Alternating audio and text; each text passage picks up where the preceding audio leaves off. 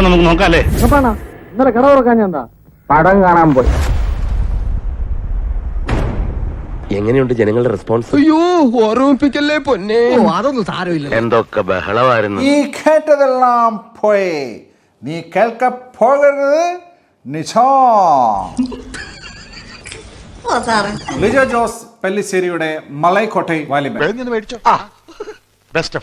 ലിജോയുടെ എല്ലാ സിനിമകളും കണ്ടിട്ടുള്ള ഒരാളെന്ന നിലയ്ക്ക് മലയാളത്തിൽ സാറ് പുപ്പുലിയാണല്ലോ. The worst film ever made by Lijo Jose Pellissery. എന്നെ കൊണ്ടുവന്നപ്പോഴേ എനിക്ക് തോന്നി ആ കാലായിരിക്കും ഏറ്റവും കൂതറ സിനിമ ലിജോ ഇത്രയും നാള് അദ്ദേഹത്തിന് എൻ്റെ കരിയറിൽ എടുത്തിട്ടുള്ള വെച്ച് എന്നെ കൊല്ലാതിരിക്കാൻ പറ്റുമോ? ഒരു ലക്കിനും ലഗാനില്ലാത്ത എന്തുവാ പടച്ച് വെച്ചിരിക്കുന്നതെന്ന് തോന്നി. തന്നെ കൊണ്ടൊന്നും കൂട്ടിയേ കൂടില്ല. നല്ല പ്രായണ്ടല്ലേ, വല്ല പണിക്ക് പോയിക്കൂടെ. അത് കാണുമ്പോഴേ എളുപ്പല്ലോ ഈ ആദ്യം ഓരോ സാധനങ്ങൾ കിട്ടാൻ. ഫുള്ള് തുടികൊട്ട് പരിപാടി. ഇത് തന്നെ പ്രശാന്ത് പിള്ളയുടെ പരിപാടി. ചേട്ടാ അപമാനിച്ചെങ്കി ഞാൻ പോയിക്കോട്ടെ.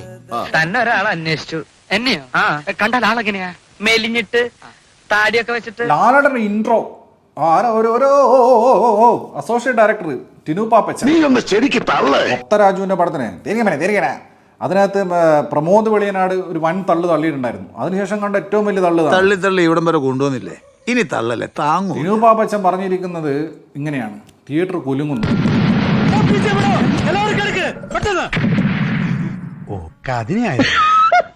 തിയേറ്ററിനകത്തിരുന്ന് എനിക്ക് തോന്നിയത് തിയേറ്ററിനകത്ത് വിസ്ഫോടനം ഉണ്ടായിരിക്കും.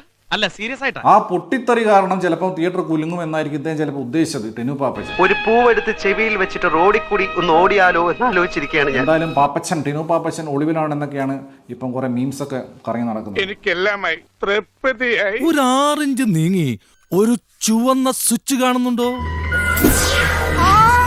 കാണുന്നുണ്ട്. ഈ സ്വിച്ചിന്റെ കാര്യമാണ്. അമർത്തി.